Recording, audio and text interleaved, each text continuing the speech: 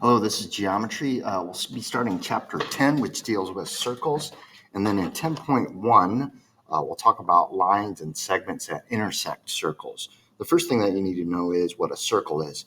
I'm sure everyone knows what a circle is, but if I ask you to define one, you might not be able to define it completely.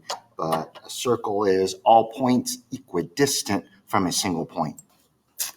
And then all those points that are equidistant from a single point need to be in the same plane as that point.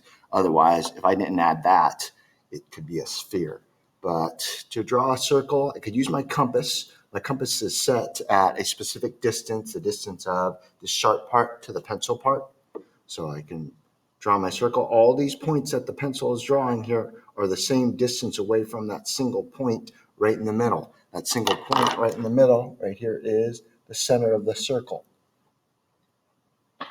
Since it's a point, I'm going to label that center C. And how I name the circle is by the center. And then I could just make a little circle, draw in the center. This is circle C. And that's exactly what that statement says right there. One segment that you probably already know in the circle is a radius, or plural radii. That's just one radius in the circle. The radius in the circle is a segment from the center to any point on the circle. So I only drew one radius in that circle, but I can draw another radius. This would be a radius in the circle as well. All those radii would be congruent. Another segment in a circle is a chord. A chord is a segment where both of the endpoints of the chord are on the circle. So I could draw a chord in this circle. Both of the endpoints have to be on the circle. And whatever those endpoints are, you just name it chord AB. It's a segment, so I need to use a little segment symbol on top. And then a more specific chord in the circle there is the diameter. The diameter is a chord still because both of the endpoints are on the circle, but a diameter specifically has to pass through the center of the circle. So I could draw a diameter, which is a chord. So all diameters are chords, but not all chords are diameters.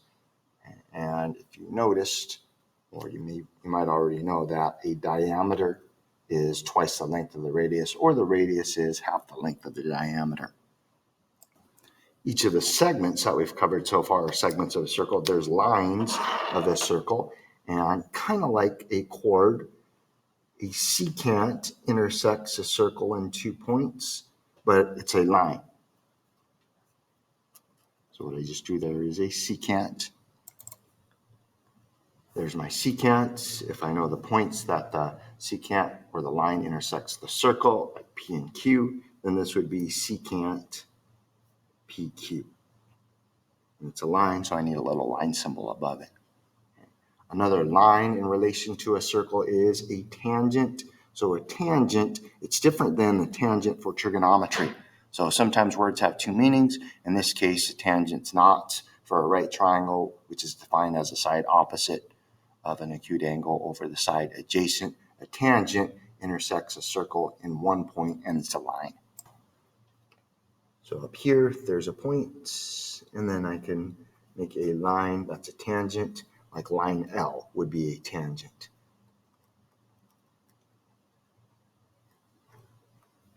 If I rotated that 180 degrees, then you could think about a tangent as kind of like the road. If this were a tire or a wheel, in theory, it would only contact the road in 1 point unless it's like really flat. Then that road could be like a tangent line. And then where the line that's tangent to a circle intersects a circle, that's the point of tangency. Wherever it intersects, whatever you call that point, like point T, then point T in this case would be the point of tangency.